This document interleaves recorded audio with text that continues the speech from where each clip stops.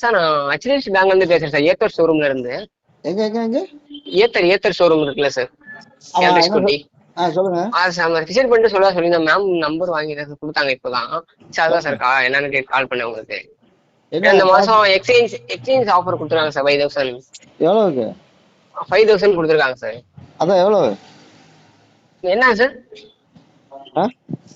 என்ன சார் புரியல. இல்ல 5000 என்னன்னு கேட்டேன். Exchange offer sir. நம்ம அந்த வண்டியிலே பழைய வண்டி எக்ஸ்சேஞ்ச் போட்டோம்னா அதுல இருந்து வண்டி எவ்வளவு போகுதோ அது வந்து பிளஸ் 5000 ஏத்தர்சில இருந்து ஆஃபர் கொடுப்பாங்க சார். அதான் எவ்வளவு வண்டி போகுது? எவ்வளவு போகுதுன்னு நீங்க என்ன வண்டி சார் யூஸ் பண்றீங்க? இது என்னது ஒகேனாவா? ஒக்கினவாங்களா? ஓகே சார், நான் கேட்டுட்டு உங்க லைனுக்கு வரட்டுங்களா? ஒக்கினவா எவ்வளவு போகுதுன்னு நீங்க அந்த வண்டி போட்டோ எல்லாமே அனுப்பிச்சு விடணும். இல்ல உங்களுக்கு தெரியாமலே தான் கேக்குறீங்களா?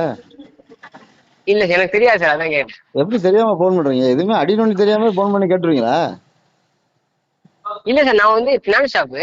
அதான் மேம் இப்ப நம்பர் கொடுத்தாங்க. எப்படியாவது எவன் தலையாவது மாவு அடிச்சிடணும். அதுக்காண்டி எவன் எப்படி போனாலும் பரவாயில்ல. உங்க ஹெச்டிஎஃப்சி பேங்க் என்னன்னு தெரியாம வந்து இறங்கிறீங்க உள்ள களத்துல.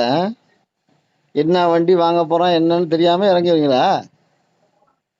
ஏத்தர் தானே சார் வாங்க போறீங்க, என்கொயரி பண்ணியிருந்தோம் சொன்னாங்க. ஏத்தர் தான் வாங்கி ஆகணும், வேற வண்டி வாங்க கூடாதா? ஏன் ஏத்தர் கூட டை போச்சு நல்ல காசை ஆட்டையை போடலான்னு பாக்குறீங்களா?